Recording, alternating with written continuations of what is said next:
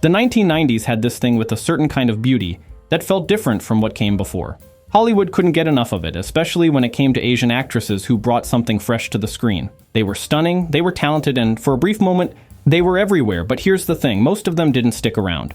Some chose to leave, others were pushed out, and a few just vanished without explanation. These weren't background players, these were women who turned heads, who made you stop flipping through channels, who had that kind of presence you don't forget easily. But Hollywood being Hollywood, it didn't know what to do with them once the novelty wore off. So today, we're talking about the Asian vixens of 90s America. The faces you probably remember, but maybe forgot to wonder what happened to them. Some of these stories are going to surprise you. One of them especially. Let's start with someone who was absolutely impossible to ignore. If you were a guy in the late 90s, you knew who Sunni Lee was. You might not remember her name, but you definitely remember her face. And everything else. She was everywhere. Magazines, FHM, Maxim, and Playboy. She was the fantasy. And she didn't just stay in magazines, she tried to break into Hollywood. Small roles here and there, stuff like Soldier with Kurt Russell, some straight-to-video action flicks. She had the look, she had the exposure, she had the attention of every red-blooded male in America. But it never went anywhere. She did the circuit for a few years, showed up at premieres, did the late-night thing, and then nothing. Just gone. No big farewell, no scandal that pushed her out. She just faded. You'd think someone with that much visibility would have at least gotten a sitcom or something. But Hollywood didn't make room for her beyond the pinup image. And once that moment passed, so did she. She was the most recognizable Asian face in 90s pop culture that never actually made it in Hollywood. And honestly, that says more about the industry than it does about her. Bai Ling is one of those actresses who felt like she was always about to blow up. She had this wild, untamed energy that made her unforgettable. Exotic doesn't even cover it. She was something else entirely. She showed up in some big movies. The Crow in 1994, Red Corner with Richard Gere, and then Wild Wild West in 1999, where she played this mysterious, dangerous woman who stole every scene she was in. You couldn't take your eyes off her. But her career never really took off the way it should have. She kept working, sure, but the roles got smaller, weirder, more scattered. There were some controversies, some odd headlines, and before long she became more known for being such a trick than for her acting. It's strange because she had everything, looks, presence, talent, but Hollywood didn't know what to do with someone that unpredictable. And maybe she didn't care about playing the game the way the industry wanted her to. Either way, Bai Ling went from being the next big thing to being a footnote. And that's a shame because when she was on screen, she was electric. Now here's someone everyone remembers. Tia Carrere was Cassandra in Wayne's World. And if you were a teenager in 1992, she was probably your first crush. The rockstar girlfriend who was way too cool for Wayne, but somehow still into him. She was gorgeous, she was funny, and she could actually sing. That role should have launched her into the fame. And for a minute, it looked like it would. She did True Lies with Arnold Schwarzenegger. She did Wayne's World 2. She was on magazine covers. She was right there. But then nothing. The big roles stopped coming. She ended up doing voice work, reality TV, direct-to-video stuff. She never got that one role that would have made her a household name beyond Cassandra. And it's not like she wasn't talented. She was. She had charisma, she had range, she had everything you'd need to be a star. But Hollywood moves on fast. And if you don't catch the wave at exactly the right moment, it leaves you behind. Tia Carrere got left behind, and most people today don't even realize she's still working. She just became invisible. Kelly Hu is one of those actresses who should have been a massive action star.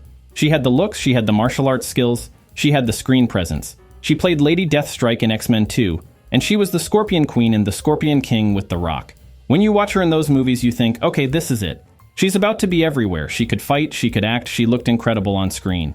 Everything was lined up, but it never happened. She kept getting cast as the villain, the sidekick, the tough girl who shows up for 10 minutes and then disappears. She never got to be the lead.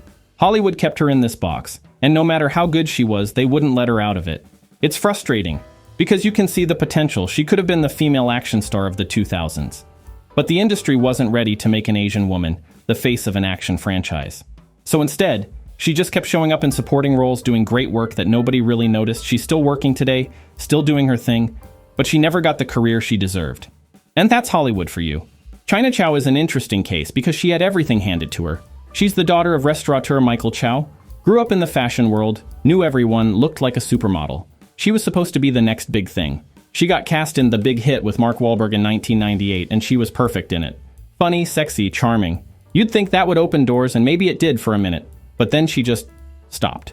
She didn't need Hollywood, honestly. She had money, she had connections, she had a life outside of acting. So when the roles didn't come, or when they weren't interesting enough, she just walked away. No drama, no breakdown. She went back to fashion, did some hosting, lived her life. But it's still wild to think about. She was right there, on the edge of something big, and she just didn't care enough to chase it. Most actors would kill for that kind of opportunity. China Chow had it, and let it go. Maybe that's the smartest move of all, or maybe it's just what happens when you realize Hollywood isn't worth the trouble. Ming-Na Wen is fascinating because she's had this long, successful career, but somehow she's still kind of invisible. She was Chun-Li in Street Fighter with Jean-Claude Van Damme in 1994. That red outfit, that fierce attitude, every guy who played the game remembers that. Maybe the movie was a mess for you, but she was great in it. And you'd think playing one of the most iconic video game characters of all time would have made her a star. But it didn't. She did voice work for Mulan, which is legendary. She was Agent May in Agents of S.H.I.E.L.D., which ran for years. But here's the thing. Most people don't know her name. They know the characters, but not her. She's been working non-stop for decades, doing high-profile projects, and somehow she's still not a household name. That's the problem. Hollywood let her work, but it never let her be a star. She was always the supporting player, always the voice, always the person in the ensemble, never the lead, never the face of something huge. She deserved more. She still does. But at this point, she's made peace with it. And honestly, she's had a better career than most. It's just a shame more people don't know her name. Francoise Yip is one of those actresses who was right on the edge of something big, but never quite got there. She was in Rumble in the Bronx with Jackie Chan in 1995, which was Jackie's big American breakout. She was in Black Mask with Jet Li. She was doing Hong Kong action films with some of the biggest names in the business. And she was good. She could handle the action, she had the look, she had the screen presence. She should have been able to ride that wave into Hollywood. But it didn't happen. She ended up doing a lot of Canadian TV, some smaller films, and that was it. No big American breakthrough, no franchise role, no moment where she became a star. It's one of those cases where you look back and think, what happened? She had the resume. She had the connections. She was working with legends.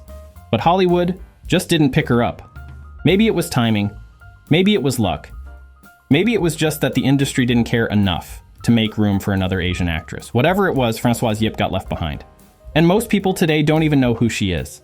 Joan Chen had something most actresses don't. Real undeniable mystique. She was in Twin Peaks as Josie Packard. And if you watched that show, you know exactly what I'm talking about.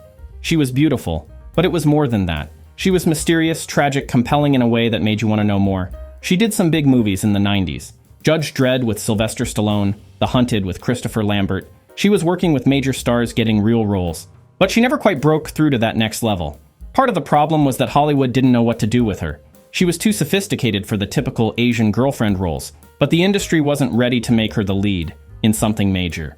So she ended up in this weird in-between space. Eventually, she went back to China and started directing.